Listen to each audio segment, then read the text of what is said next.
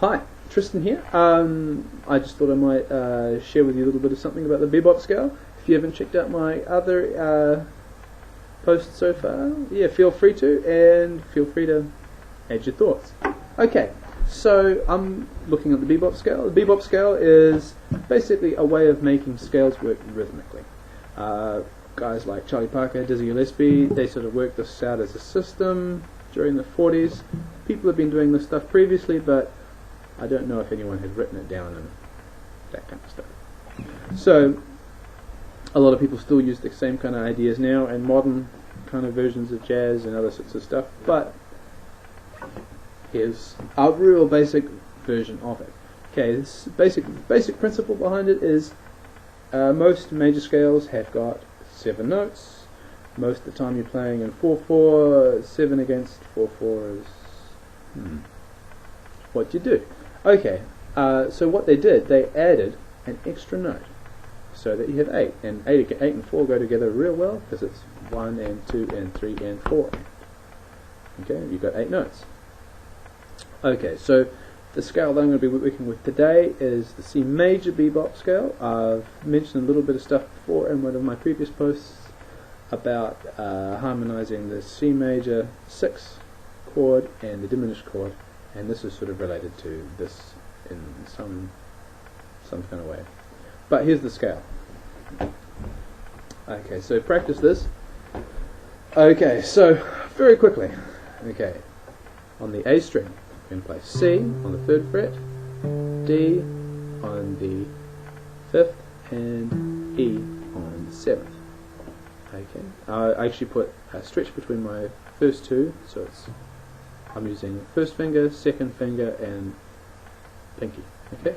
Okay. Next finger, next string, it's on the D string, F, G, A flat. Okay.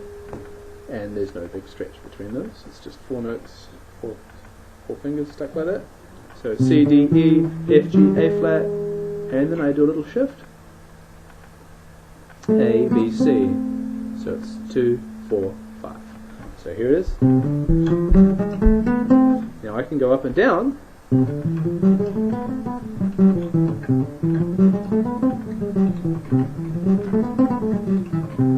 Okay, you can see it kind of works, right?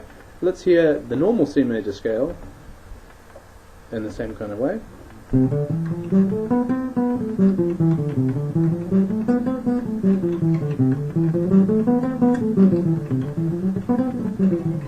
Doesn't work quite so rhythmically in the sense that you're actually hearing 7 against 4 in it. A and a 2 E and a 1 E and a 2 E and a 1 E and a 2 E.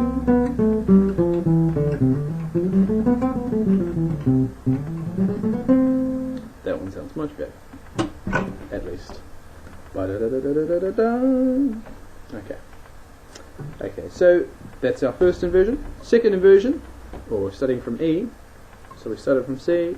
Second note in the chord is, or the C major 6 chord, which is C, E, G, A. Second note that we're going to start on is E. So it goes, first finger is on E, which is on the D string. It goes 2, 3, 5. Okay. Then up on the G string it's 1, 2, 4, and then on the B string it's 1, 3, 5. So hearing it together like this, and in reverse.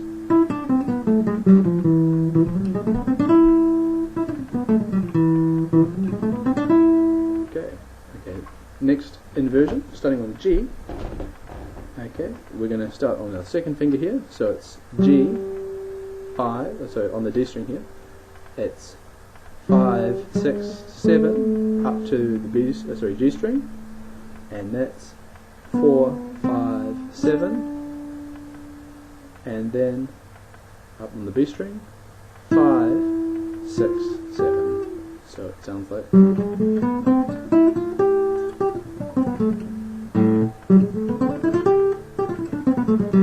Cool, right? Next one, it starts on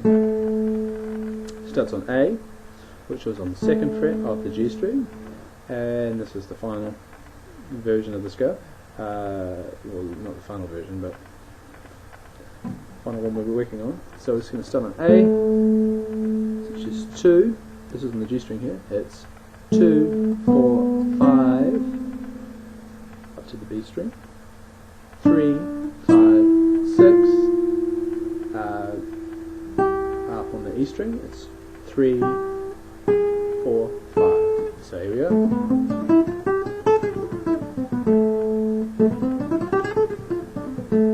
Cool. So, just quickly, I'll just go through them.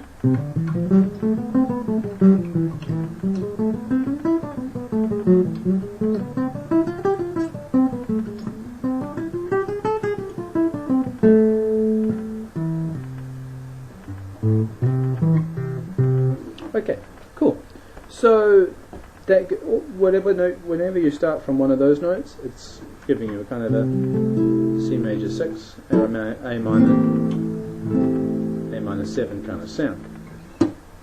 However, if you start on one of those other notes, I've mentioned in one of my other posts, the other chord which kind of really sticks out in this scale is the diminished one.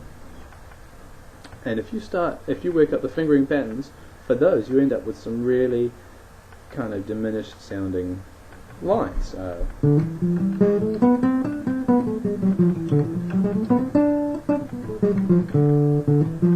It's not a diminished scale,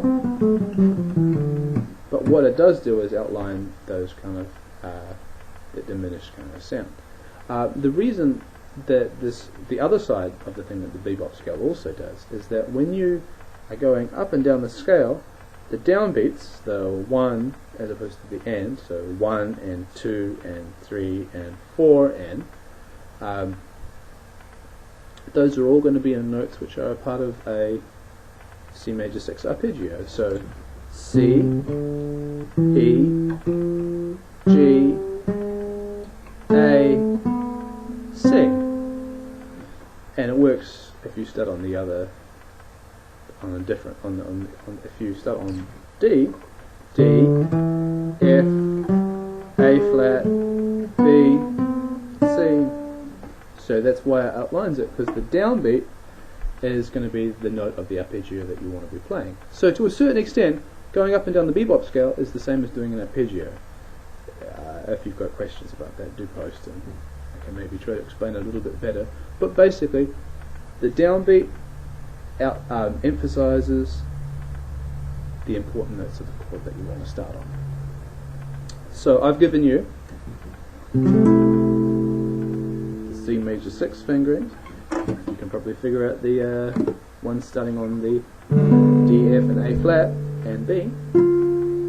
If not, maybe I could do another post at some point. But have some fun with those.